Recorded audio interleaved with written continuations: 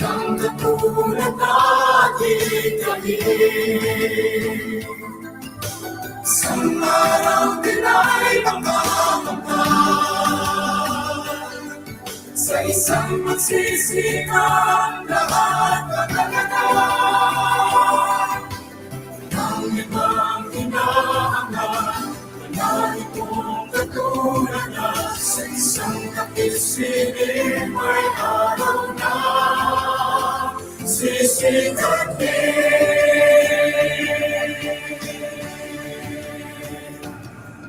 Hindi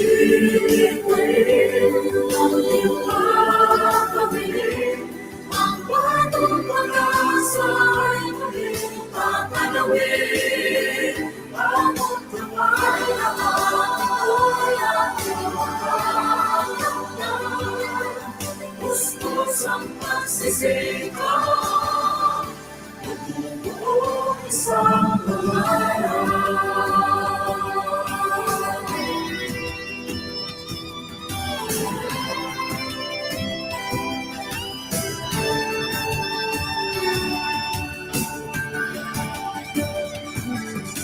Sa isang bata may munting piling, Ibinais ng iparinig, pagkakaroon sa walang lahanan. Ang karunungan ay siyang mas mahalaga. Ang ibang hinahangad, manahit mong katulad na sa isang kapisilin may araw na sisikat din. Aking bibigay, aking papabili, ang batong pag-asa ay muling papanawin.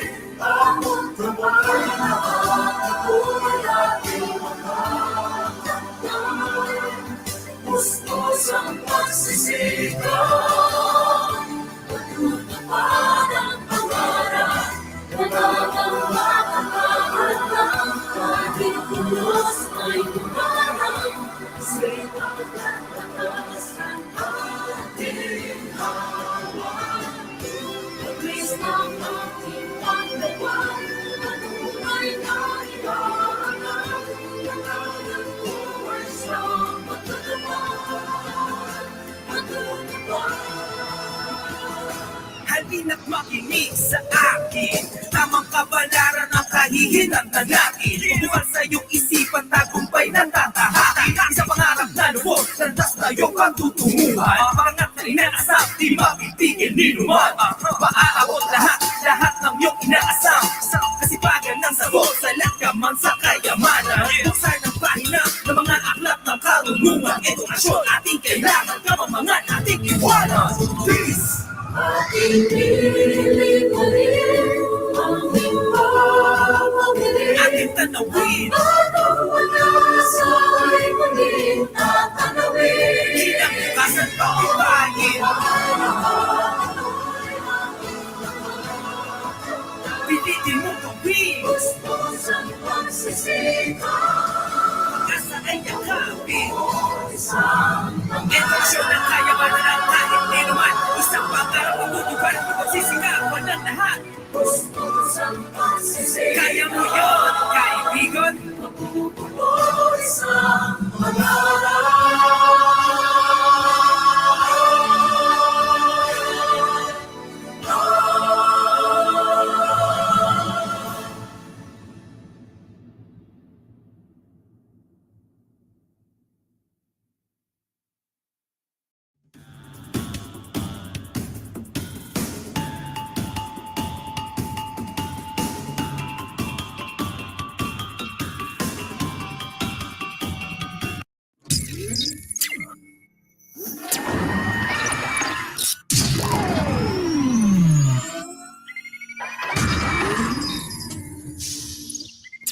The unseen enemy crept like a thief in the night, smizing cunningly at people in their sleep.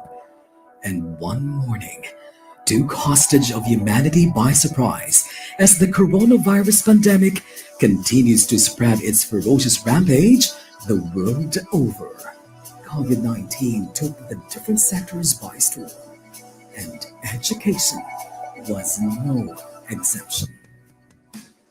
COVID-19 pandemic shocks the world. We didn't see this coming. We were caught unaware. This has created the new normal, and we have to embrace it by addressing the challenges it brings. Determined to pursue the delivery of education amidst the COVID 19 pandemic, DepEd Region 10 launched its banner program dubbed as RX Adobe. The Department of Education, Northern Mindanao, has crafted its learning continuity plans under the banner program RX Adobe, which stands for Region 10 Alternative Delivery of Basic Education. It underscores the alternative delivery modes under the remote teaching and learning. The 14 schools division offices of the region have crafted the learning continuity plans anchored on RX Adobe. Always ready for education emergencies, DepEd Region 10 will continue its tradition of excellence in delivering its services anchored on the department's Sulong Edukalidad program. As we pivot from access to quality, we have to consider a well-developed curriculum, improved learning environment, upskilled teachers, and take into consideration responsive multi-stakeholders cooperation. All these and more are under the program Sulong Edukalidad. But on top of this all, still health and safety are the number one concerns of the Department of Education, especially at this time of pandemic. Serving with heart. Leading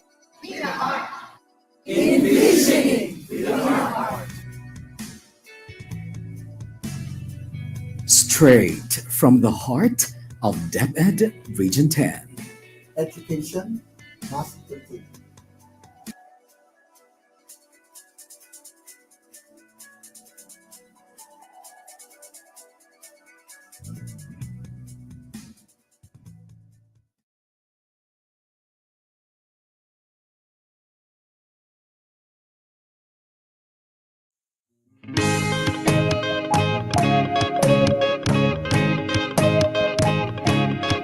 Amihan ng Mindanao, pagkahiusan ng paibabaw.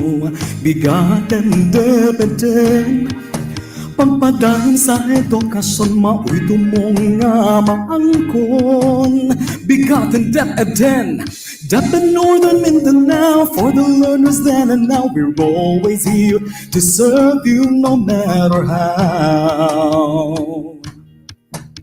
Pangarap natin abutin, pagsisikapan nating kamtin, kalidad na edukasyon para sa bata,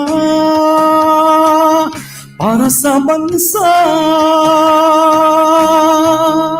Kauban, kasaligan, kadampan, kadeped. Kauban, kasaligan, kadampan, kadeped. Ambihan ng Mindanao, DepEd Northern Mindanao. Ambihan ng Mindanao, pagkahiusan ng paibabaw. BigaTEN DepEd, pagpadayon sa edukasyon, mao'y tumong nga maangkon. BigaTEN DepEd, DepEd Northern Mindanao, for the learners then and now, we're always here to serve you no matter how.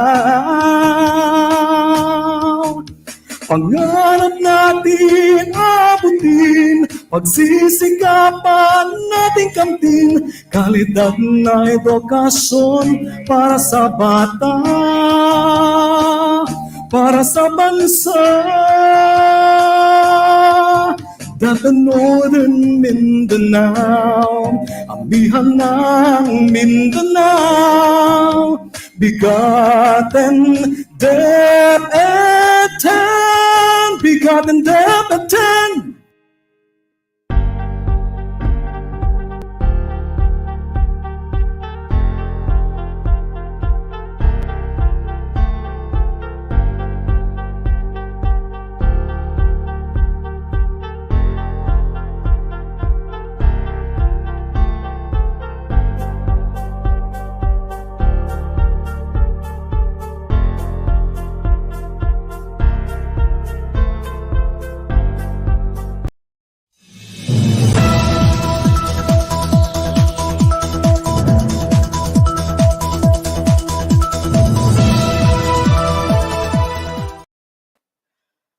Maayong adlaw ka natong tanan. Ako si Ramon Gonzalez Abrera, aka DepEd Paulo, ang inyong Public Affairs Unit Lead Officer. Ang inyong kauban, kasaligan, kadangpan, ug siyempre DepEd sa BigaTEN DepEd 10. Atin to mga DepEd.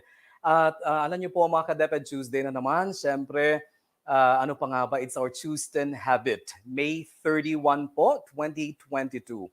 Kung napapansin niyo po, mga kadeped, ako lang mag-isa sa ngayon dahil may national event ang kapartner kong si Kadeped Rada. Pero wag po kayong mag-aalala dahil makakasama ulit natin si Kadeped Rada next week. Kasama rin ang sangay ng Lungsod, Valencia. By the way, direct greet ko lang yung mga kasamahan kong info officers sa iba't ibang government agencies ng rehiyon.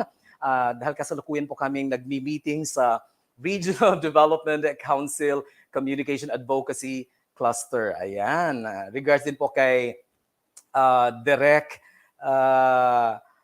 Ito, kay nasa isipan ko, Direk Franklin Gumapon. Ayan, ng PIA. Di ko tuloy ma-mention. Tsaka syempre kay Ma'am Kating regards din at sa lahat. Ayan po. At ngayon po mga kadeped, bilang tugon sa inyong kahilingan, babalikan natin ang nakaraang episode. Tampok ang isa sa ating mga sangay na tinaguriang The Home of the Icons and The Stable of the Stallions. Dahil dito sa kagawa ng edukasyon Rehiyon 10, ano man ang mangyari, tuloy na tuloy ang edukasyon at edu-aksyon sa bago ngayon. Siyempre, ito ang BigaTEN DepEd 10 atin to. Pero bago yan, Direk, kung papahintulutan mo, greet natin muna yung mga nanonood sa atin via DepEd Philippines Direct. Gagamitin ko lang yung glasses ko Direct ha. Okay. Eto.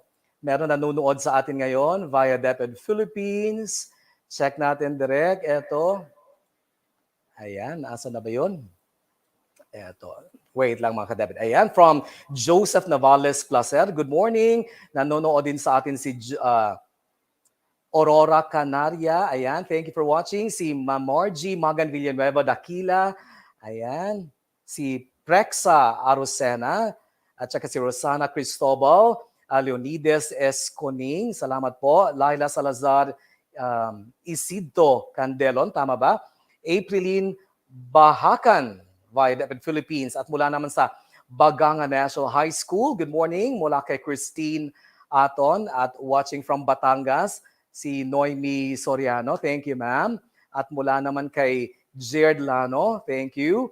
Kay Feliza de Guzman, watching from Longos Elementary School, SDO of Malolos. At mula naman sa SDO Kabankalan, ayan, thank you for watching. Mula kay Juvie Matula at SDO Escalante naman, eto, mula kay Elifred Matula, Kabankalan, ayan. At saka kay M. Zaragoza, Itsatam, tama ba? Ayan, marami pa yan sila. Anyway, Direk, thank you, Direk, ha. Eto. So, bago natin tunghayan ang pagbabalita at pagbibigay impormasyon ng Division of Malaybalay City, Direk, tunghayan muna natin ang balita at impormasyon mula sa sanga ng lungsod Oroquieta kasama si DIO Maria Joy Tan-Agot mula sa DepEd News 10 or para sa DepEd News 10.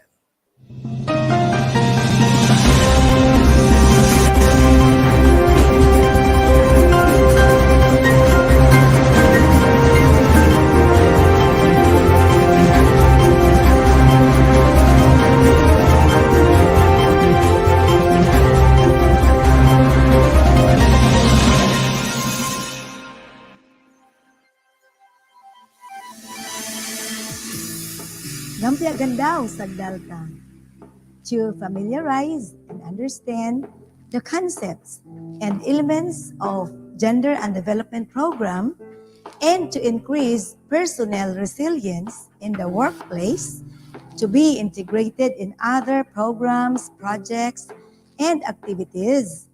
The Division Office held a 3-day training on gender-responsive basic education policy, cum personnel development on May 16 to 18, 2022 in Bohol Province, with courtesy call to the city and provincial superintendents, and their guidance counselor shared inputs with their team who facilitated the Zumba. SDS Manuel Jr. led the division team.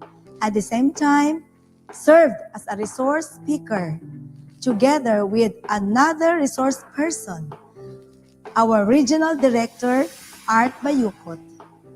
Inputs and activities were anchored on the following topics. Day 1, on promoting empathy in the workplace through gender-sensitive approaches. Day 2, on building personal resilience. And Day 3, on gender-responsive basic education policy.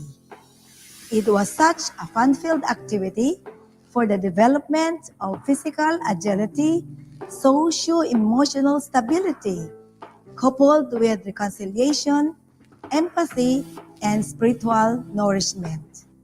Para sa BigaTEN DepEd o sa Project NOAA updates, kini si ka-DepEd Maria Joy Tan-Agot, gikan sa Oroquieta City Division. Abante, atraka, Oroquieta. Kay diri sa Oroquieta, bata ang bida. Bral palad-palad.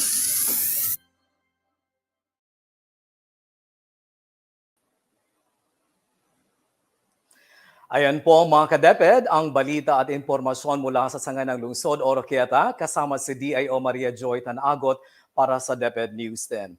Ito po mga ka-DepEd, meron po tayong press release sa panayam sa laging handa bago ang public briefing kahapon.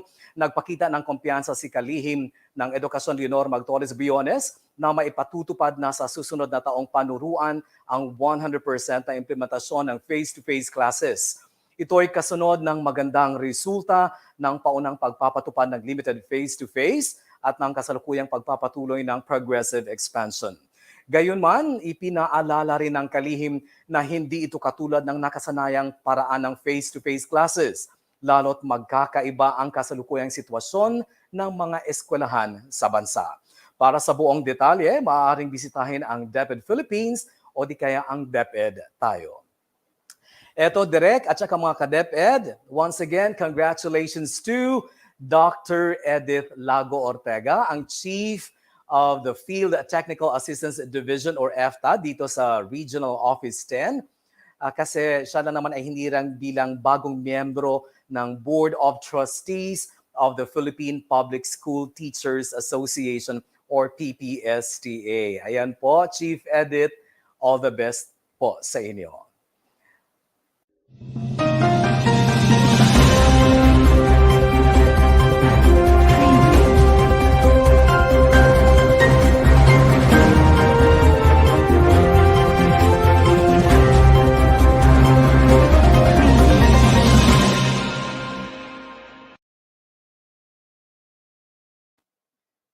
Ito po mga ka-DepEd, gaya po ng sinabi ko kanina, babalikan natin ang nakaraang episode kasama ang sangay ng lungsod Malaybalay sa kanilang programang pinamagatang Responding to the Call for Excellence. Take it away, Direk.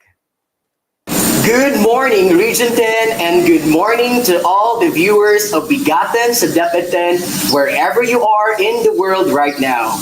Welcome to today's hosting of DepEd Division of Malaybalay City.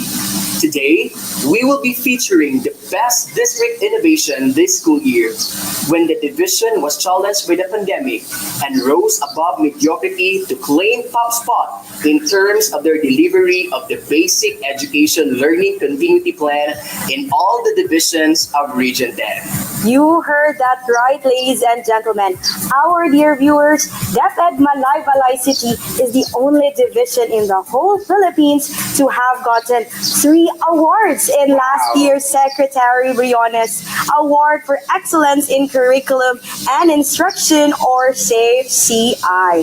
Over the past couple of years, DepEd Malaybalay has been head over heels refining innovations not only in curriculum and instruction, but but also in schools, governance, and operations, especially in school-based management. So much so that the division became one of the most awarded division in the entire Region Wow. 10. Good morning, Ma'am Vicky and Ma'am Aliena. Good morning, ma'am. First of all, it is a pleasure for us, myself and Ma'am A, to be sharing with you this set and host the 48th episode in the third season of DepEd BigaTEN DepEd. But first of all, partner, I'd like to break the monotony by asking our dear Ma'am SBS Gazo.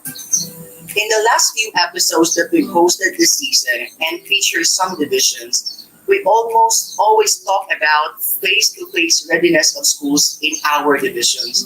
But somehow, we, the division of Malaybalay City, has seemed to be headed the opposite direction and feature some of our innovations during the pandemic. Is there any particular reason for this, Ma'am Vicky? Good morning to both of you, A and Derek. Good morning. It is likewise our pleasure to be your guest in this morning's episode. Regarding your question, I believe my answer is both a yes and a no.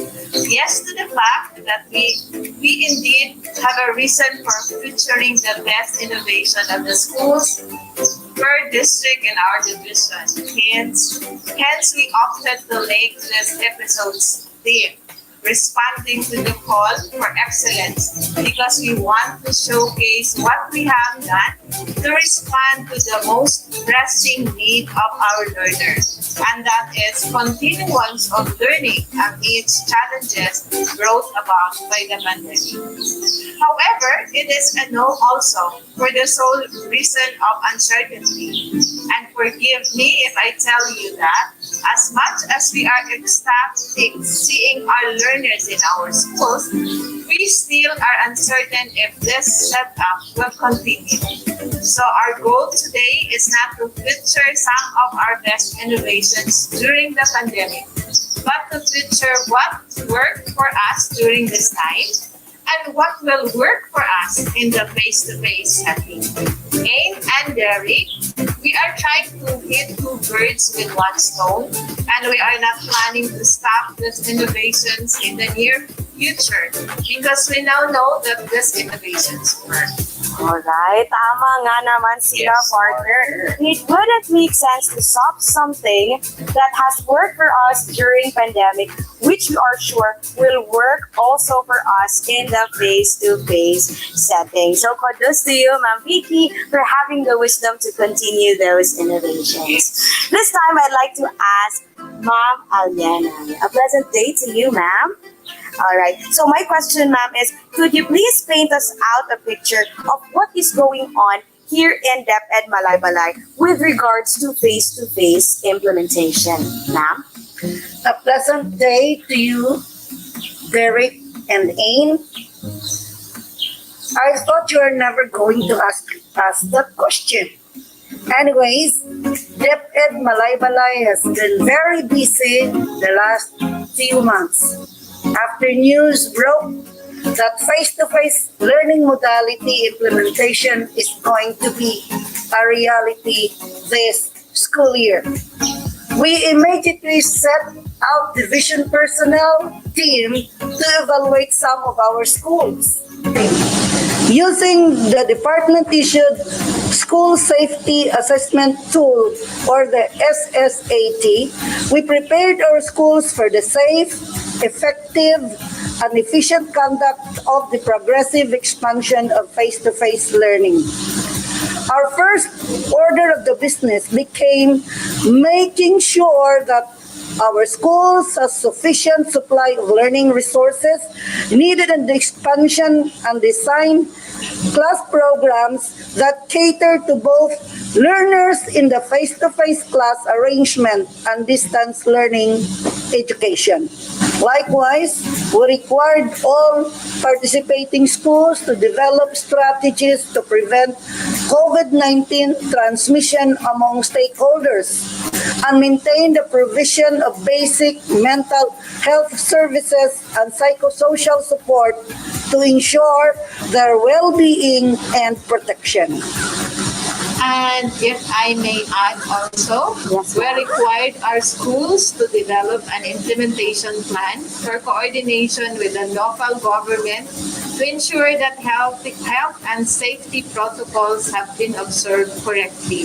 So in a way, the SSAT that Ma'am Aliena was mentioning a while ago became our gold standard of excellence in evaluating all our schools in the implementation of face-to-face learning. And just to give you a bird's eye view of the number of schools participating in the face-to-face implementation, we are proud and happy to tell you that 100%, that is 85 out of 85 schools within the division, are seeing approximately 22,000 learners on a scheduled basis weekly.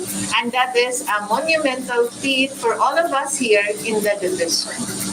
Taking about the private schools also, as of now, 6 schools have applied for face-to-face implementation, 3 of which have their documents forwarded to the regional office, awaiting for the go signal, and the other 3 are awaiting endorsement, pending conclusion of necessary documents. All I can say, partner, is wow.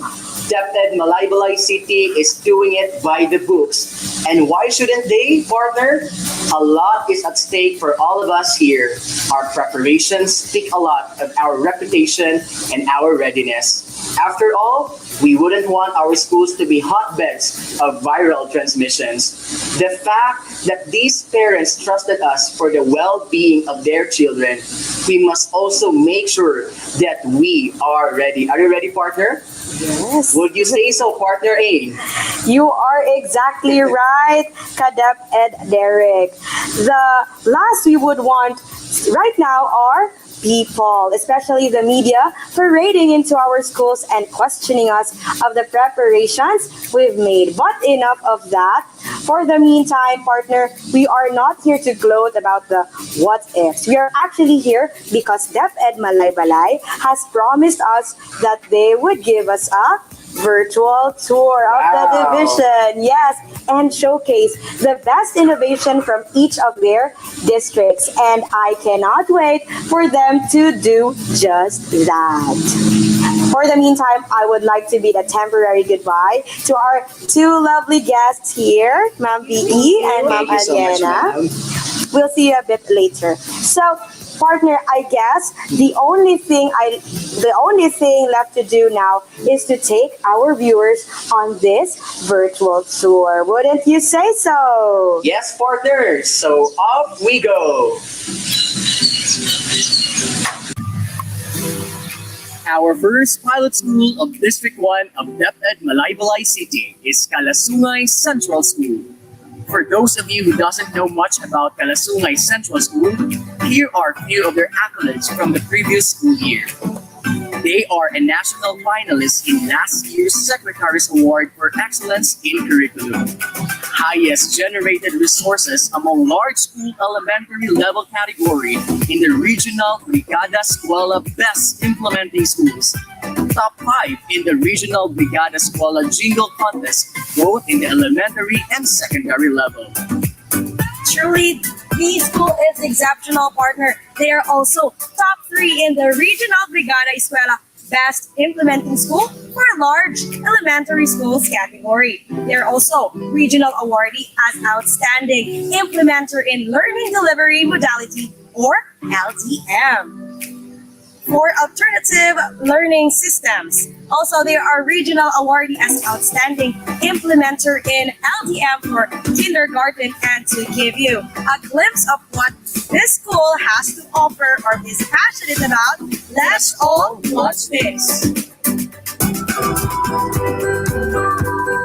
Good day, everyone. I am Mrs. Merifesi Gumayaw, School Principal 1 of Kalasungay Central School, Malaybalay City, District 1, Division of Malaybalay City.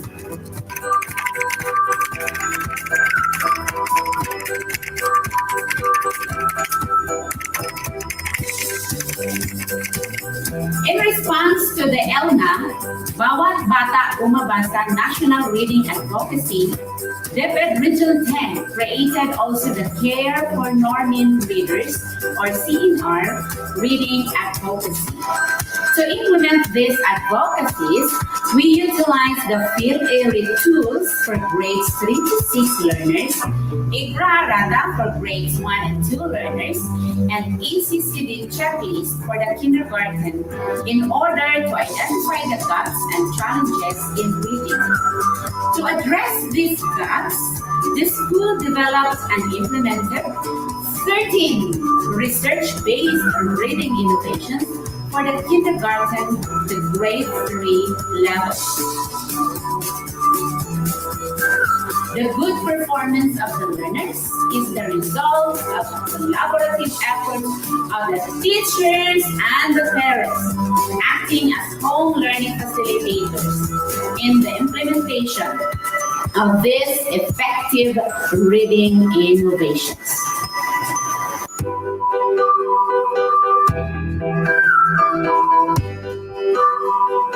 Agpabasa Ko'y reading advocacy plays a special part in the early language literacy and numeracy implementation of the school, which is launched to address the needs of the learners during this pandemic time. This reading advocacy aims to develop the reading skills of struggling readers and improve the numeracy skills of learners. Agpabasa Ko'y reading advocacy is the mother of the existence of the different reading innovations.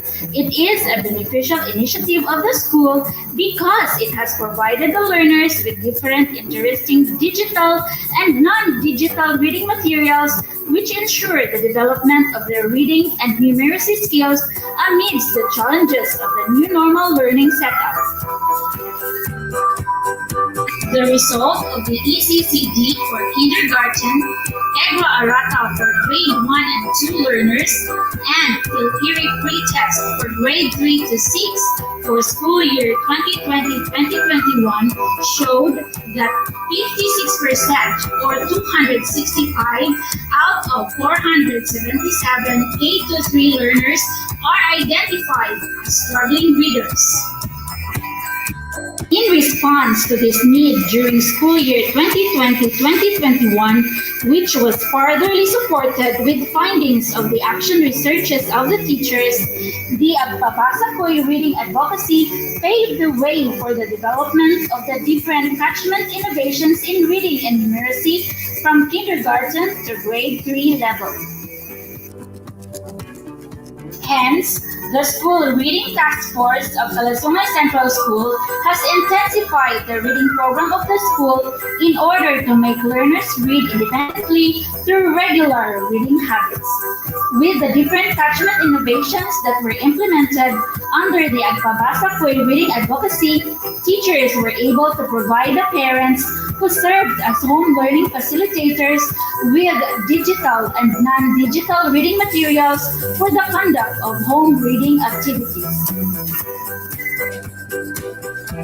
Due to the limited funds of the school, the Agpabasa Ko'y reading advocacy also encouraged the participation of the stakeholders through our SAPIPI innovation in order to provide the teachers with adequate supplies which they can use in the reproduction of the reading materials. SAPIPI means stakeholders as partners in project implementation. We are always excited about our ages.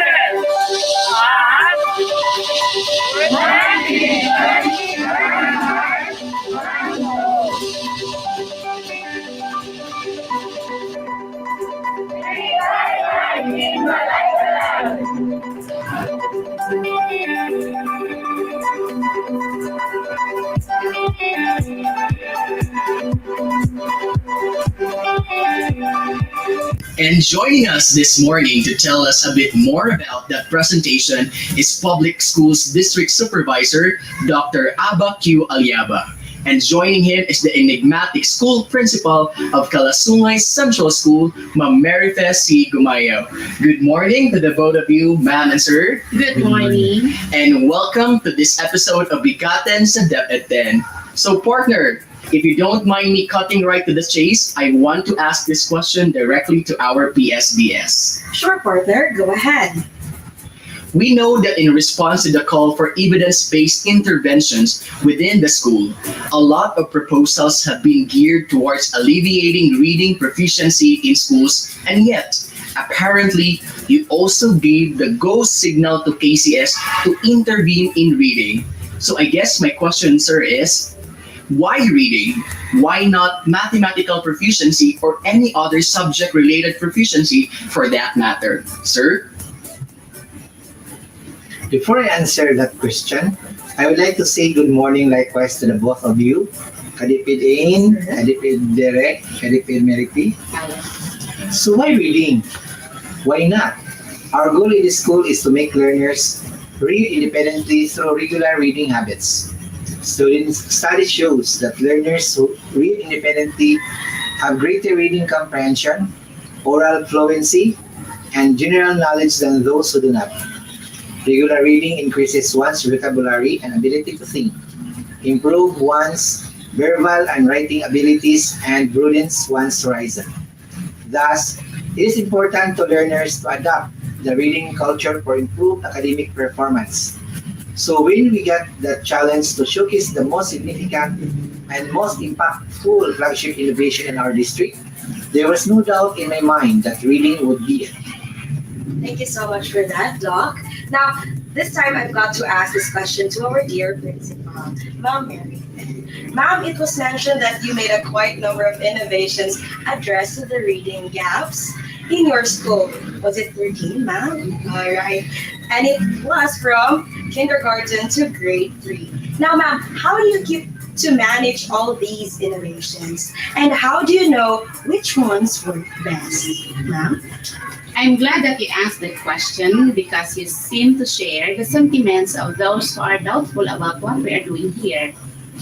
But first, let me greet the both of you with a pleasant day. Kadipid Ain, to be honest with you, it is not so much on the number of reading innovations that we have introduced that matters, in as much as the behavior or the habit that we want these learners to develop. Truth be told, we actually try to develop that reading habit at a very young age. That's why we started in the kindergarten level. Once we developed that love for reading, we realized we couldn't just abandon that behavior. And so we progressively developed innovation after innovation to an increasing level of difficulty as we go along so that we can sustain the hunger and love that our learners have to read. Wow. So going along that progression is also a need to manage all those that you have mentioned, ma'am. So tell us, how do you keep abreast with what is going on within your classroom relating to these innovations? I don't. That is not my responsibility. This whole reading proficiency alleviation idea is not mine to begin with. It is a product of our teachers' drive to respond to an identified need.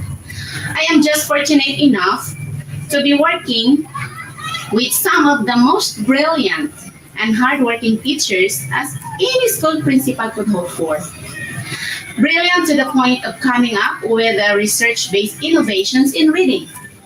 So what I only did was to guide them so that they can go from just identifying the need to having something that will impact their lives.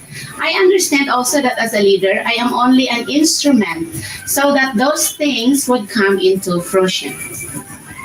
All right. Thank you so much for that, Ma'am Mary Fe. So, partner, I guess the keyword there is empowerment. That's right. These school leaders need to empower their teachers so they do what they are supposed to do, even without checking on their teachers every single time.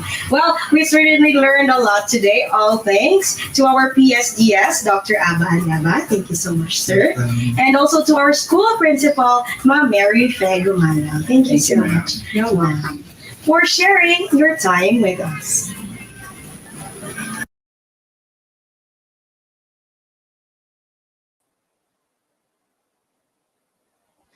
Ayan po mga ka-DepEd, napakinggan po natin ang kanilang pagbabahagi ng kanilang mga reading programs. Nako, napakaganda po. Hindi lang po yan, marami pa po yan no, sa kanilang mga upcoming videos in just a short while. Pero bago po tayo magpapatuloy mga ka-DepEd, shout out muna tayo direct. Tingnan natin kung sino yung mga nanonood sa atin ngayon.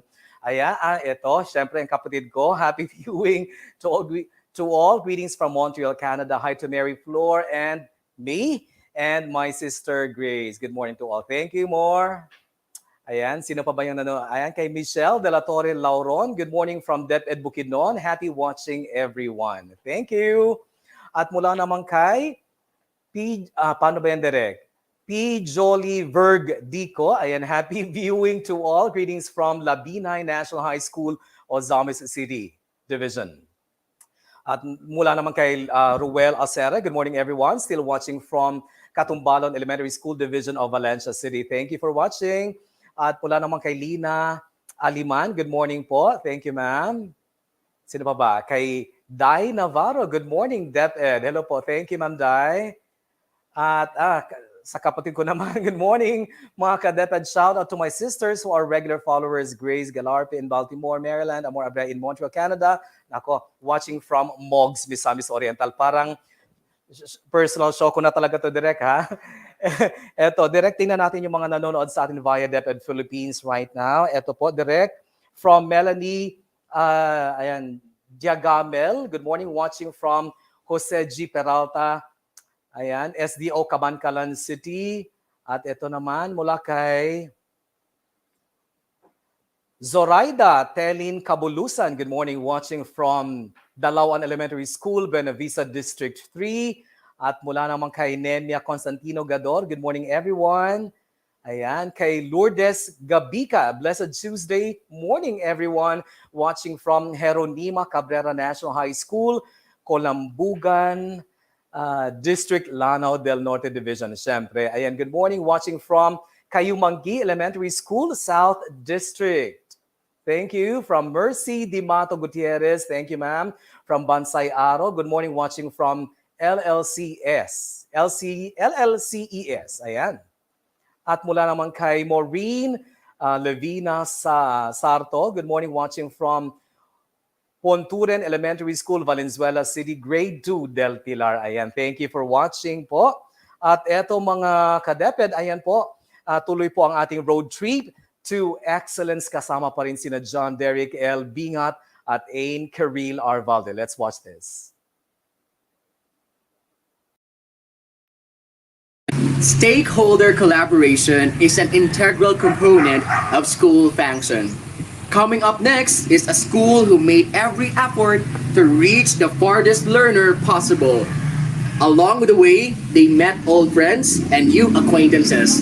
Little did they know, the latter would become instrumental in their pursuit of excellence. To know more about them, let us listen to Partner A. Partner, take it away. Thank you so much. Ladies and gentlemen, our dear viewers, welcome to Canayan Integrated School.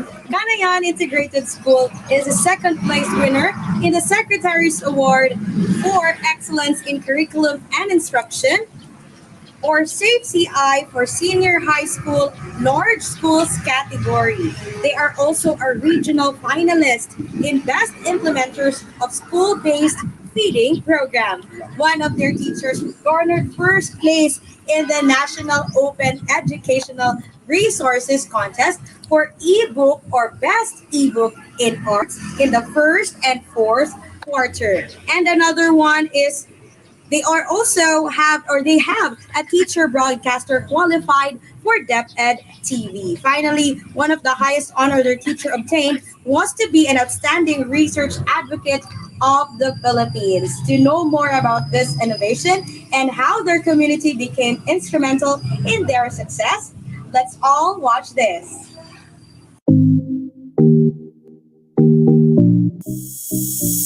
CIS Radio 102.0 FM, a radio-based instruction program. Canayan Integrated School is located in a remote part of the city proper of Malaybalay, where cellular signal and internet connection are low to zero from the coverage area. Since the new normal of continuing the delivery of basic education through distance learning, connecting to our learners by phone and internet are always in vain. Having experienced this difficulty in communication, this pandemic has paved the way in incorporating something new and innovative. The school came up with an initiative to utilize broadcast media to reach our learners from the different cities of Barangay Canayan and deliver education in the comfort of their homes, as they were not allowed to go to school. With the sponsorship of one stakeholder who voluntarily donated equipment to help us with our dreams to put up an FM radio station, we were able to realize our very own school radio-based instruction, dubbed as CIS Radio 102.0 FM. What a very timely partnership in response to the very need of our unique situation. Most favorably, prior to the installation of the radio station, the school and all other 5 city schools in Barangay Canayan were all recipients of 10 units trompa speakers and 2 units each of transistor radios from the local government, initiated by the district supervisor, Sir Bonifacio M. Palo Jr. These materials were distributed to be utilized for the maximum implementation of the radio-based instruction program of Malaybalay City Division. Last July 14, 2021, we have finally installed our very own educational FM radio station broadcasting at 102.0 megahertz, which was utilized for our school radio-based instruction program, on-air meetings, and other special announcements of the school. It was made possible through the help of the school's internal and external stakeholders. There were also technical assistance rendered by colleagues from the department that contributed a great part in the success during the launching of the program. The launching and ribbon cutting ceremony was graced by the donor, Congressman John Flores, and other present were the City Mayor, DepEd Superintendent Representative, local and PTA officials. After which, our FM radio station was officially on air. We have done a test broadcast prior to the live airing of the lessons to check the clarity and range of the broadcast. To better equip the teachers on the implementation of our school radio-based instruction program, the school principal together with the RBI coordinators conducted a school-based orientation workshop for all the teachers in Canayan Integrated School. During the activity, the teachers were oriented about radio-based instruction program, basic radio script writing, basic guide for voice ITRES, and radio program hosting. The speakers of the said seminar were experts on the field, among whom are Shelame M. Galyodo, aka Deji Lola, of Lab Radio Malaybalay, teacher journalists Jerry Hava of Malaybalay City Central School, and Florence Dublab of Managok National High School. After the orientation, all of the teachers started to make their own scripts for the live airing of the lessons. All of the scripts were evaluated first by the school quality assurance team before it may be aired. All of the teachers from elementary to senior high school were given the opportunity to be a live program host in the delivery of their lessons. Since live program hosting is a totally new experience to most of the teachers, they were oriented first on how to operate the radio software and other consoles while on board. Announcement on the schedule of RBI for all grade levels were made via daily live airing of an anchor and also posted through our school Facebook and RBI Facebook page. Printed announcements were also posted in conspicuous spaces in the community. The target listeners are the learners from preschool to senior high school of Canayan Integrated School and its neighboring schools. An alternate schedule of live airing of lessons were one straight week for the elementary, another straight week for junior high school, and another one straight week for the senior high school to provide continuity of the lesson and give equal allotted time for all the grade levels. Before the live airing, the teachers on board have already distributed copies of their worksheets to the learners for them to easily answer the activities. The school has 2 units of trompa and sound system that are used during the RBI airing. This will help promote our school radio-based instruction program to the community. In assessing the result and impact of the implementation of our radio-based instruction program, we found out that only a few CTUs of Barangay Canayan were able to reach our broadcast. Also, other learners don't have transistor radios at home. To address this gap, we have created a Facebook page for our school RBI where learners can access online the RBI recorded lessons anytime. We are also coordinating with our stakeholders for possible donations of transistor radios to be given to the learners. Presently, we only have radio-based instruction program as our main radio program. We are planning to have news program and other educational programs by the next school year. Indeed, the school's educational FM radio station will be an excellent medium to reach our clientele and deliver quality education as well as public announcements and other information. Canayan Integrated School, Cradle of Excellence. This time, we are joined in by none other than Public Schools District Supervisor, Sir Bonifacio M. Rupalo Jr., as well as Ma'am Amor Celeste P. Rojas, the school principal of Canayan Integrated School. Good morning, Sir Bonnie. Good morning. I hope that you don't mind me calling that. And good morning, Ma'am Amor. Hi there. Good morning. Good morning. Now, partner, I'm just going to throw this question right to our PSDS. If you don't mind, Sir Bonnie, how crucial are our stakeholders in this time that we are having this pandemic? Sir Bonnie? Yes, we have challenges encountered along the way, specifically on financial resources, and we are affected once it becomes scarce. As the saying goes, we cannot give what we don't have. So to whom we can lend on during scarcity. This is the time that our stakeholders come in, where at all times we can depend on. We cannot move forward without them in planning, in the implementation, and even in the evaluation of our programs and projects. In short, our stakeholders, our lifeblood.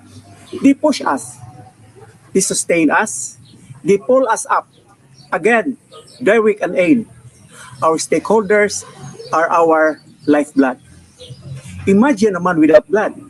That's how crucial our stakeholders in this time of pandemic. Thank you. Very well said, sir. Come to think of it, we do need the community to keep us moving. I couldn't imagine what it would feel like for a school not to be supported by the community. It lends meaning to the famous African proverb, it takes a whole village to educate a child. Speaking of children, I would like to ask our dear principal. Hello, ma'am. Good morning, Mama. Hi, Jane. Good morning. All right, ma'am. My question is, how has the learners responded to your introduction of the radio-based instruction? Well, our learners responded beautifully thus far with our implementation of radio-based instruction. Initially, we had setbacks like most of our learners do not have radios to begin with. But it was taken care of by our district supervisor, Sir Bonnie Palo, in the division office by inviting sponsors of AM/FM radios.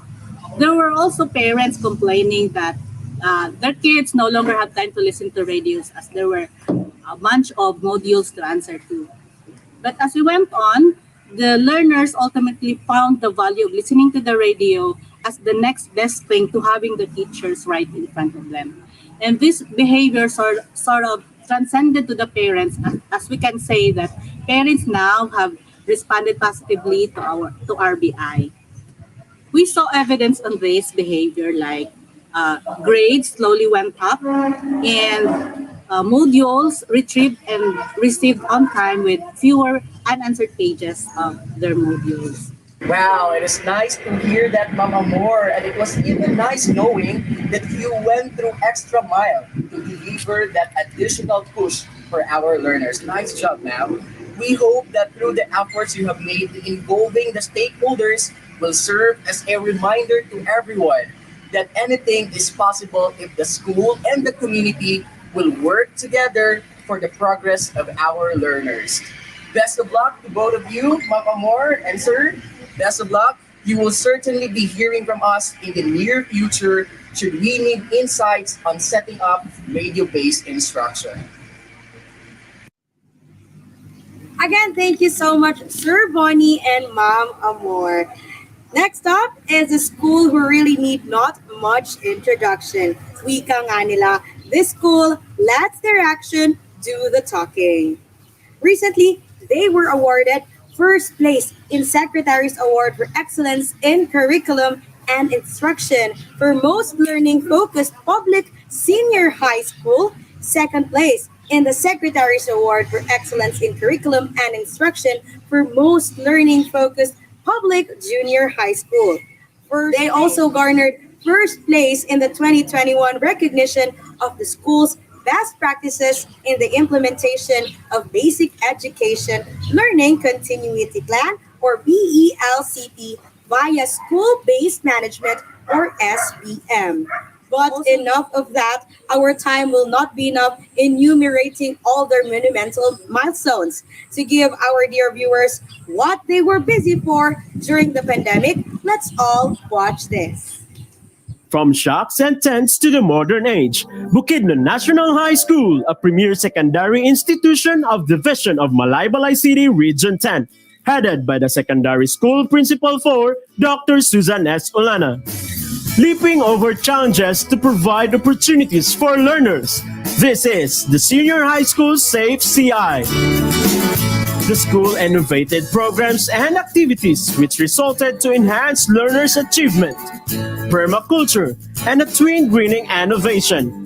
100% of students were equipped with knowledge and skills in organic agriculture. Significant accomplishments. 21 out of 21 of research groups were capacitated and have approved research proposals. 12 out of 22 have presented their research findings. 41% have utilized the research findings in different school programs. 144 out of 144 researchers achieved mastery in the research process. In 2 consecutive school years, BNHS has 100% passing rate in bookkeeping and C3. From nearly 78%, the MPS in entrepreneurship improved to 88.98%. Project Bossy, 125 out of 125 of learners enhanced their skills in entrepreneurship. Learners engaged in product advertisement. 485 out of 497 were aware of the right to suffrage. 2,450 out of 2,511 students have improved their communication skills and developed self-confidence. Through the aid of teaching resources, learners had 100% passing rate for national certificate assessment. 100% of the learners have processed the application and passed the National Certificate Assessment through LAPIT. 100% of the SPED learners grasped the topic with the use of README, strategic intervention, and digital interactive instructional materials to maximize learning resources. Play and learn. 100% of learners have advanced their skills and competence in sports. 25 out of 25 learners achieved mastery in short film making, music composition, and painting. I Care. 136 out of 144 students have aligned courses in college. 100% of them designed and plotted their career pathways. Values among SHS students such as helpfulness, collaboration, and accountability were developed and imparted. There is a significant increase of learners who preferred online classes. BNHS is ready for the possibility of face-to-face classes in the new normal. Multimodal integration helped ABM students improve their mastery on a scale. Bukidnon National High School, above and beyond pride and excellence. This time, joining us is a man who has his works cut out for him, making sure that the schools under him, like Bukidnon National High School, live up to all the expectations. Ladies and gentlemen, our dear viewers, let us all welcome Public School District Supervisor Sir Noel A. Canary. And joining him on set is the multi-talented, multifaceted, and multi-awarded secondary school principal for Bukidnon National High School, Dr. Susan S. Ulana. Partner, would you do the honor? Certainly, partner. Good morning to both of you. Good morning, sir. Good morning. Good morning, ma'am. Good morning. So I've got to ask PSDS Teneri, relative to the introduction, my partner so meticulously elaborated a while ago that you have the uninviable task of making the best out of the schools under your care. So, sir, how hard is it for you to make sure that they do what exactly you expect them to, sir? Good morning to DepEd. It's my pleasure to be with you again. And it is not hard for me to run the District 3 since we have only 4 school heads. And I know that they have really burning desire to implement the programs and projects of the Department of Education. Through mutual respect and trust that we establish with one another, we have a huge success. Well, thank you so much, Sir Canary. Well, we can really see it you.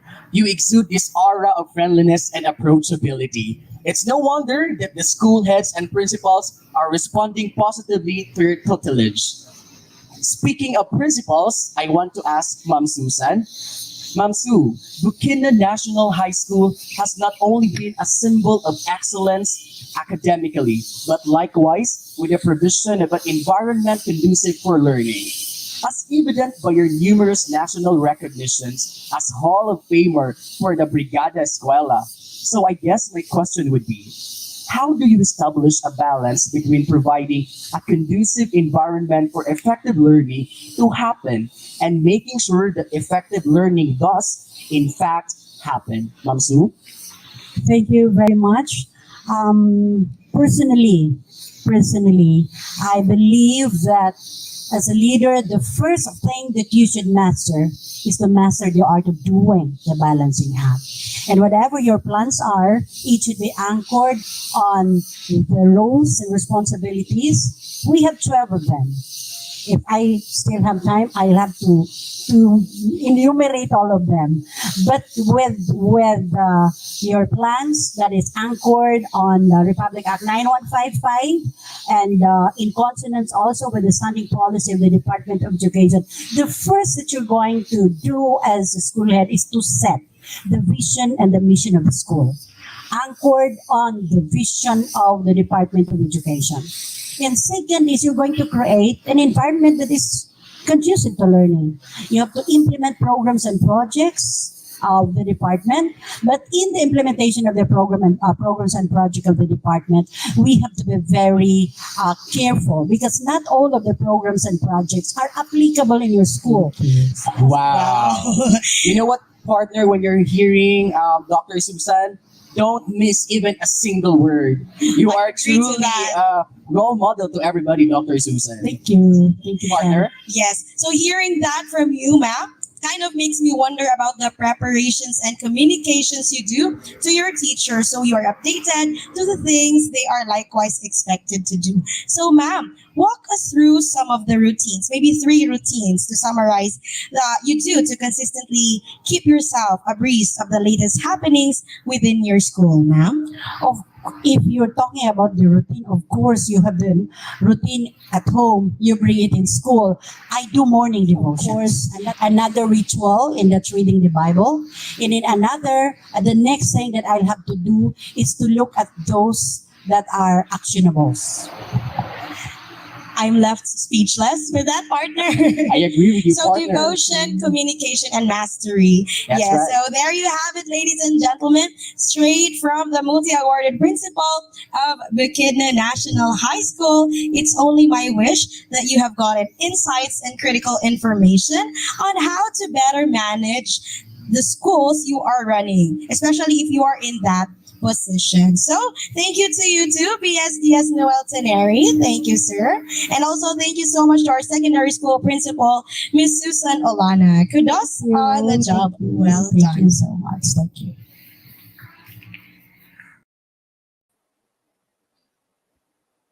Ayan, there you have it, ladies and gentlemen. We have just witnessed the radio-based instruction program of Canayan Integrated School. Congratulations po. Napakaganda po ng inyong radio-based instruction program. At gayon din po sa, of course, Bukidnon National High School. Thank you for sharing with us your programs and projects and initiatives. Napakagaling talaga ng Bukidnon National High School. Siyempre, winner yan, di ba? Sa Safe CI. Ngayong 2021 at saka 2020 at saka 2021. Tama ba, Direk? Or kasama yung 2022? Nakalimutan ko na. Basta for 2 years, consecutive yan. 2021. Yeah. Eto, Direk, shoutout muna tayo bago tayo magpatuloy. Check natin, Direk. Ayan. Sino ba? Ayan. From Rodrigo Maglasang Cabajo. Good morning, watching from Concepcion National High School, Division of Valencia City. Thank you for watching, sir. At mula naman kay Jeffrey Boctolan. Good morning, watching from, again, Concepcion National High School, Division of Valencia City. At mula naman kay, meron pa ba? Ayan, check natin direct sa DepEd Philippines. Ito, watching from Sorsogon East Central School, mula kay Lerma Dones. Ayan, thank you. At mula naman kay Kate Isabel Ferrer, watching from Tabuk Elementary School. At mula naman kay Ray Halalon, happy morning, watching from Kabalantian Elementary School, Manticaw, Misamis Oriental. At mula naman siyempre kay Roslyn Saranilio Tropico Gregorio, watching from JP Laurel Integrated School, Malungon, Sarangani Province. Ayan, thank you for watching, everyone. At ayan po mga ka-DepEd, tuloy-tuloy po ang ating mga kwento at ratsada dito sa BigaTEN DepEd 10 atin to. Kasama po rin ang sangay ng lungsod Malaybalay. At syempre, ihatid pa ito ng ating magagaling na ka-DepEd na sina John Derek L. Bingat at Ain Karil R. Valde. Panoorin po natin ito. Our road. Travel next to a school who relatively came out of non-existence to be top spot in the 2021 Secretary Briones Award for Excellence in Curriculum and Instruction, or SAFE CI, as the most learning-focused public elementary school from kindergarten to grade 3 medium school category. Likewise, they are the 2021 Gantimpala Agad Award for the most improved school campus, most conducive school campus, most orderly, timely distribution and retrieval of modules, and most parent-friendly school in their division level, and the 2020 Brigada Escuela, best implementing school for elementary level medium school category. Not to break the surprise, let us all watch this first.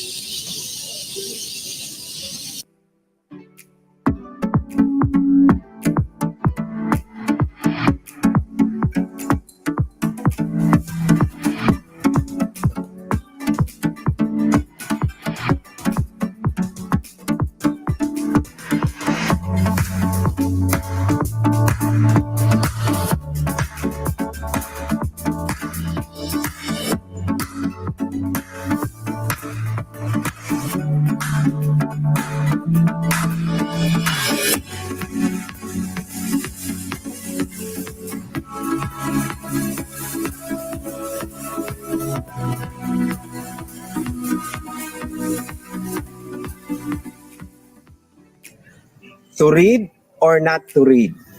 Research shows that reading makes learner more articulate, develop higher order reasoning, and promote critical thinking.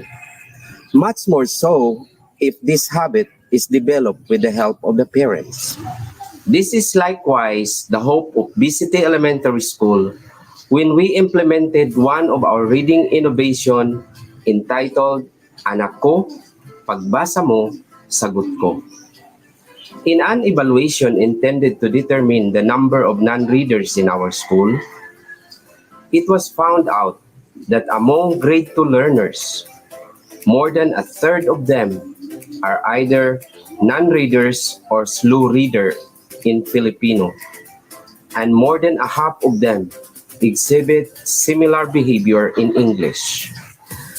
The innovation that started with an orientation that included instructions on the use of downloadable teaching reading materials for use to those with internet connectivity, while printed reading materials are made available to those without internet access, aimed at ensuring that non-reader and slow reader learners receive continuous reading lessons at home.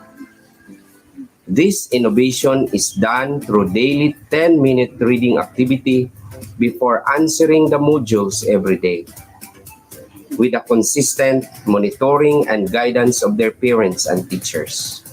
Weekly tasks averaging between 3 to 4 activities consisting of letter sounds, words, phrase, and sentences are given at a sequential and progressive manner.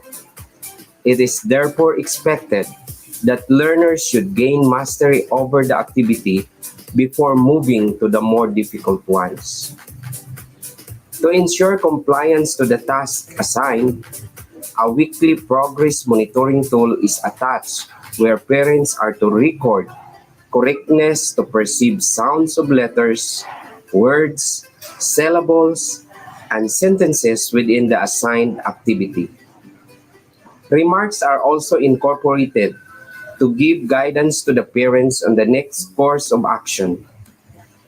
Teachers, on the other hand, are to give feedback, which is done through phone calls, video calls, or home visitation with their agreed schedule.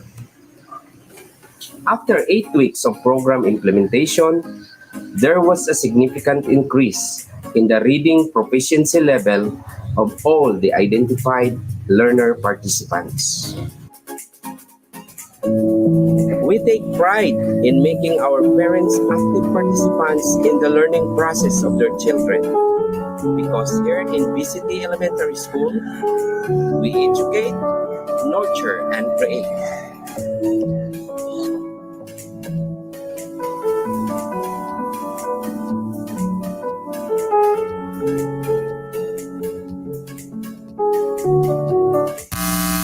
Joining us this time is Public Schools District Supervisor, Ms. Lisa G. Manilunov, and School Principal, Mr. Ricky Barcena. Good morning, Lisa. Good morning, Kadipid-in and Kadipid-diri. Good morning. Welcome to BigaTEN DepEd. First of all, I have to ask Ma'am Lisa, our PSDS. Ma'am, I noticed from your presentation that in order for BigaTEN Elementary School to effectively carry out the innovation, anak mo, pagbasa mo, sagot ko, a lot of it has to involve the parents. Now, ma'am, how important do you think is parental involvement in the development of these learners? Yes, Kadipid-in. Actually, there are researches that points to the benefits of parental involvement in learning. For example, some show that parental involvement in their children's learning positively affects the child's performance at school in both primary and secondary schools, leading to higher academic achievement, greater cognitive competence, greater problem-solving skills, greater school enjoyment, better school attendance, and fewer behavioral problems at school. Similarly, there are also researches which suggest that early reading experiences of children with their parents prepare them to formal literacy instruction, and indeed, parental involvement in their child's reading has been found to be the most important determinant of language and emergent literacy. Finally, parental involvement in their child's literacy practices is a more powerful force than other family background variables such as social class, family size, and level of parental education, while reading enjoyment is more important for children's educational success than their family socio-economic status. So, you could see how passionate we are to developing the love for reading to our learners here in BCT Elementary School of District 4. Wow, our PSTS did her research, partner. Indeed, reading does influence a number of facets in our learners' behavior. But let me ask our principal, Sir Barcena, regarding the willingness of the parents to be participants in this innovation. Sir, have you encountered any hesitancy or disapproval from the parents to take active part in the process? Sir? Okay, good morning, DepEd Derek and DepEd Ain. And to everyone, especially to our viewers who are watching this BigaTEN DepEd 10 episode today. Of course, our district supervisor, Ma'am Lisa Balintungog. Well, to be honest with you, DepEd Derek, initially, some of our parents here in BCT Elementary School did. We observed gestures of hesitation and disapproval to some of our parents. But that was when they didn't understand fully what we're doing. But then we took that as a challenge to refine our intervention. We sat with the parents, had an orientation with them, explained to them the purpose of why we are doing so, and ultimately they understood. Even those parents who were not present during the orientation, we reached out through phone calls, video chats, and even they were visited at home and comprehensively discussed with them the mechanics of our reading innovation. And I believe they understand, and that might be the reason why they participated with high motivation. Thank you, sir. So, what then is the takeaway of this innovation, sir? I mean, what can we learn about parental involvement in the teaching and learning process? And what can we do to get the most benefit from it? Sir Ricky? Thank you, DepEd Ain. For me personally, as a school head, our work reminds researchers, policymakers, and practitioners that family involvement is important to our children's achievement. Specifically, our work shows that family involvement can promote children's literacy, which is important because we know that there are a series of problems associated with poor literacy skills among our learners. To mention some, learners dropping out from school and juvenile delinquency. Moreover, it demonstrates that family involvement makes a difference over time. So that family involvement is not just important at one period of development, rather it is important throughout the entire developmental continuum. Finally, labor suggests that it is never too late for the family to get involved. We started ours here in BCT Elementary School in grade 2 learners. Rather late if you really think about it. But family involvement is dynamic. Families can change in terms of their involvement. And schools have an important role to play in helping those families become more involved in giving quality education to our children. That is indeed correct, partner. These parents are more influential than the teachers. We often claim that learners spend more time with their teachers than they do with their parents, but the whole dynamic changed during the pandemic. Suddenly, these learners spend 90% of their time at home, and who better to teach them and influence them than the people who are with them? Thank you so much to our guests this morning, Sir Ricky and Ma'am Riza. Yes, thank you very much, DepEd Derek, for featuring BCT Elementary School of District 4. Truly, our aim here is to have our learners able to read with the involvement of our parents. Wow, so partner, who do we have next? We are nearing the end of our road trip. Finally, we are halfway through the 10 districts of Malaybalay, 5 of which are being featured in today's episode. Our next featured school partner is a national qualifier of 2021 Secretary Briones Award of Excellence in Curriculum and Instruction, or SAFE CI, as the most learning-focused public junior high school medium schools category. They are also the 2021 Brigada Escuela Best Implementing Schools for Secondary Level Medium Schools category. They are also the DepEd Malaybalay City Icon Awards for Most Outstanding Schools. But not only that, partner, their teachers are recognized as radio-based instruction voice artists and script writers, modular writer and ebook developers, and even their students are second and third placers in the 3rd National Festival of Talents and Values 2020 Monograph and Values TikTok Challenge respectively, and a national placer in Bureau of Soil Poetry Writing Contest.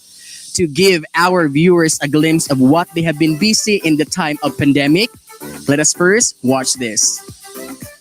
The Malaybalay City National High School, formerly known as BigaTEN National High School Annex San Jose, continues to thrive amidst the challenges in the landscape of education brought by the COVID-19 global pandemic. At the start of the pandemic, in the school year 2019-2020, there were 745 enrolled students. But at the height of the pandemic, the number of enrollees was decreased. During this school year, the teachers exerted different ways and means to reach out to the students at risk in order to improve their learning performance.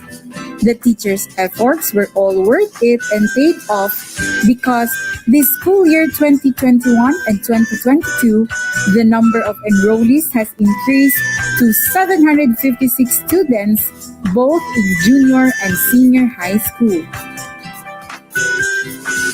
During the pandemic, these are the challenges that the school faced. Late in submitting and claiming their modules.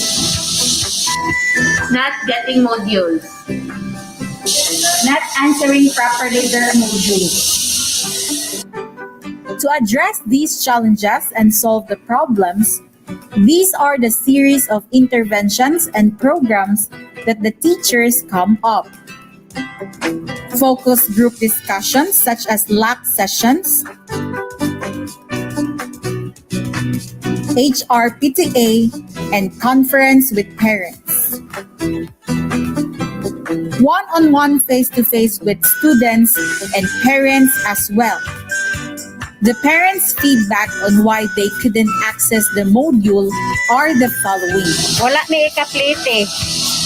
Sayo manggod among balay. Nagtrabaho manggod ko, ma'am. The teachers implemented a variety of interventions, including quarterly home visitations, remedial reading,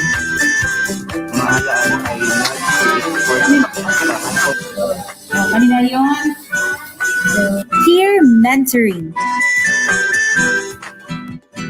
numeracy class,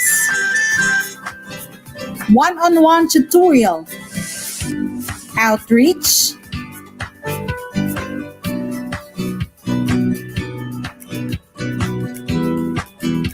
and feeding program. The school worked hard to develop project innovation, maximizing distance learning, learners' participation through bridging learning gap activities and interventions. Ako si Mary Joy Cañete, GPTE President sa Malaybalay City National High School. Ug ako nagpamatuod nga akong nasaksihan ang pagpaningkamot sa mga magtutudlo aron makakat-on og matabangan ang matag estudyante. The number of learners at risk of dropping out has decreased as a result of a series of interventions and teachers' effort to reach out those students at risk. This is how the school lives up to its tagline, Malaybalay City National High School, Inspiring excellence, building character.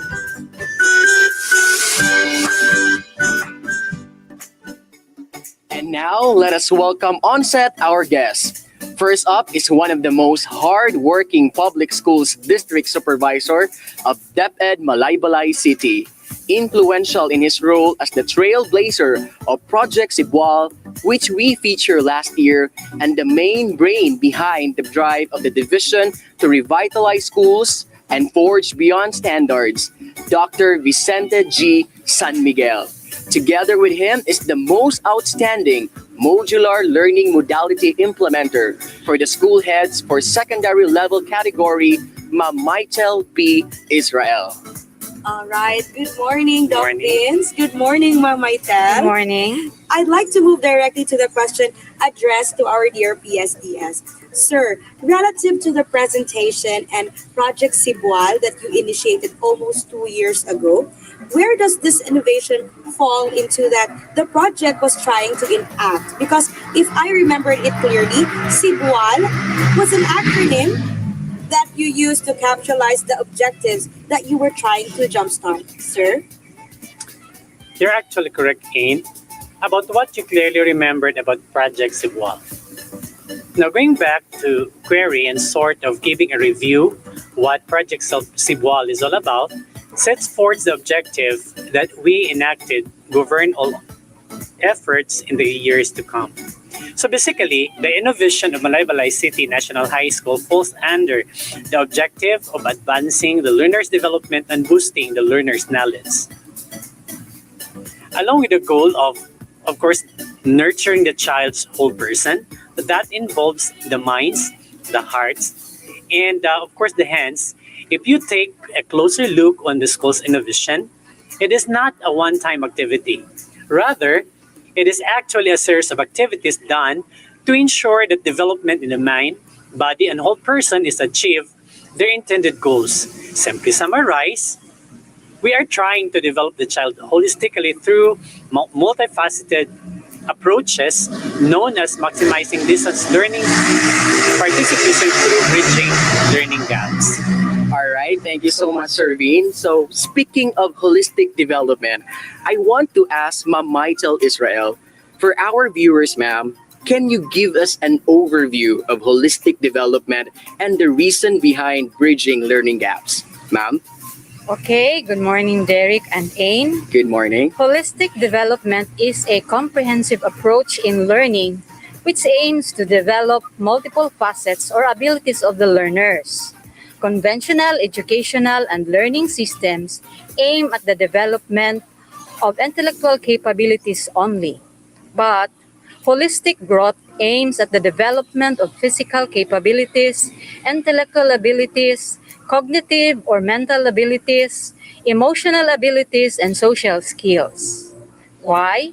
Because we want to prepare our learners for what is to happen later in their lives, especially when they go into preparing themselves in the workplace. Nowadays, most companies or organizations not only consider a student's overall academic performance, but also consider the holistic development of students. What children require today in schools is not just academic lessons, but schooling system that helps a child understand his or herself, emotions, and mental duress while teaching him or her how to build up healthy and functional relationships, as well as develop resilience and team spirit is the true form of education. All right. So, follow-up question to Ma'am Maitel. Looking into the details of the ones that you have mentioned, ma'am, it is slowly becoming apparent that bridging learning gaps is a set of programs implemented to holistically develop the learner. So, ma'am, with this, may we know what activities are implemented under the innovation? Okay, Ain, you are correct. These are the activities implemented under the program. One is the quarterly bridging learning activities through home visitation, reading, and tutorial to learners who are at risk of dropping out or the LARDOS. Second, one-on-one or face-to-face teacher-to-parent tutorial and giving instructions in answering the learner activity sheets or the LAS. Third is the Brigada Pagbasa reading intervention aimed at improving reading comprehension. Fourth, numeracy tutorial through Project Kumon or knowledge understanding mathematics in unsolved questions and feeding and the community outreach. Wow, you really have thought of every single detail to make this innovation work. Good job, ma'am. Thank you for sharing your best practices with us, and we hope to be hearing more from DepEd Malaybalay in the near future.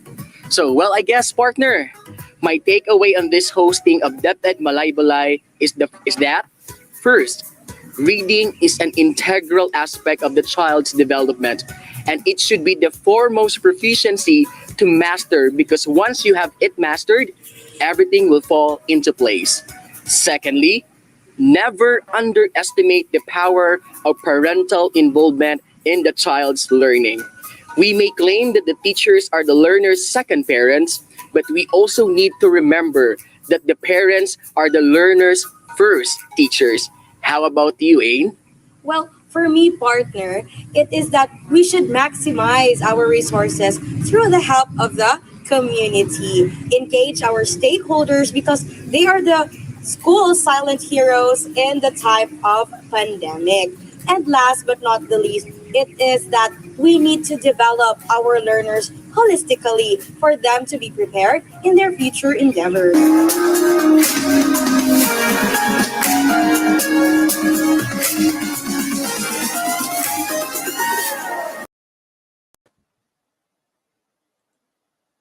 Ayan po, there you have it, ladies and gentlemen. We have just witnessed the best innovations from the first 5 districts of DepEd Malaybalay City.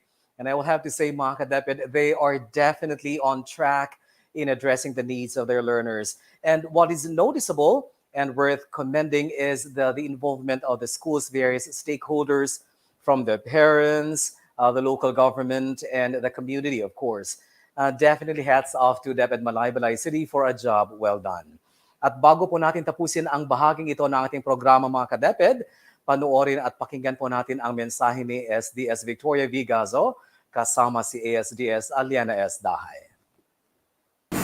Indeed, I do, Ka-DepEd Paulo and Ka-DepEd Rada. I just would like to extend my profound gratitude to DepEd Region 10, headed by our Regional Director Arturo B. Bayocot, and Assistant Regional Director Victor De Gracia, and of course to both of you for having us today and allowing us to freely share the most significant and impactful flagship programs of the first 5 districts of our division. Likewise, to the DepEd Malaybalay City team, headed by Sir Ralph Quirog of the Curriculum Implementation Division, Sir Lorenzo Capacio of the Schools Governance and Operations Division, and Sir Manuel Dinlayan, the second, our Administrative Officer 5, for contributing so much to the successes of DepEd Malaybalay. In behalf of Assistant Schools Division Superintendent, Ma'am Aliana S. Dahay, will say, we will always respond to the call for excellence as one division, one heart, and one soul. Because we fly high in Malaybalay. God bless everyone.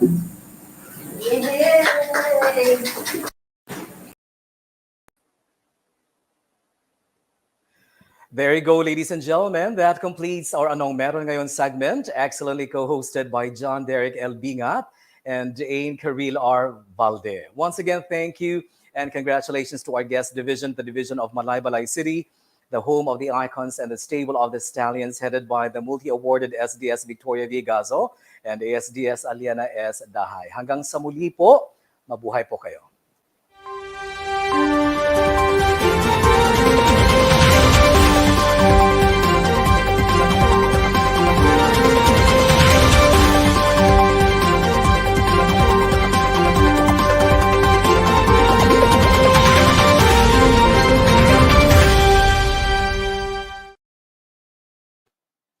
At para po sa ating big attention, big attendance mga ka-DepEd, please check these out. These are our latest regional issuances. Regional Advisory 111 on the call for entries for the 2022 Simeo Japan ESD Award Education Transformation through Partnership. We also have Regional Advisory 112 on Free International Online Conference. Please check also Regional Advisory 113 on the call for application for Angat Bayi Women's Empowerment and Leadership Program for Civil Servants. Meron din po tayo, Regional Memorandum 316 on PhilJEP's Training Phase 1 for June 2022. Regional Memorandum 317 on the Special Program in Foreign Language or SPFL participants in the International Immersion and Batch 6 training. And finally, we have our Regional Memorandum 318, attendance of DepEd attorneys to the second mandatory continuing legal education seminar.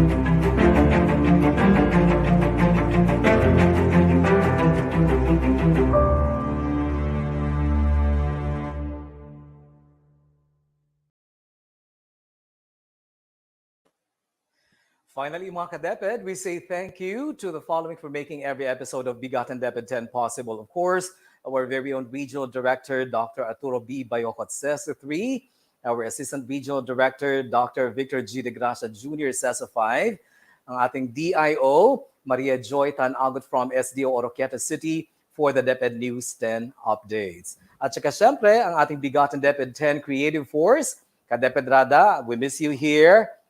Kita-kits sa sunod simana. Of course, Sir Carlos, marami ka ng utang ha. At saka Direk Ralph Simon L. Mabulay, thank you.